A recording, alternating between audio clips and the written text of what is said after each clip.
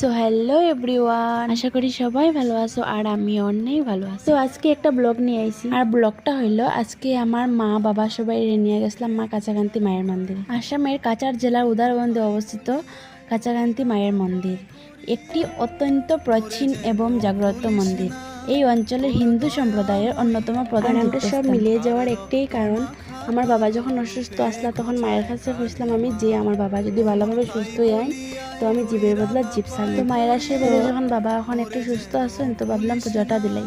আর ওইদিকে দেখো পূজাও চলে, সকাল সকালেই গেছিলাম আমরা 9:30টার ভিতরে মন্দিরে গেছিলাম। আর ওইদিকে দেখো প্রদীপ ধূপকাঠি এগুলাও জ্বালাইয়া দিছি। আর তো জানো এই মায়ের মন্দির মানে, আর আমার মা বাবা ঠাম্মা তারারে নিয়ে এসেছি, আমার তো আরো অনেক খুশি লাগে।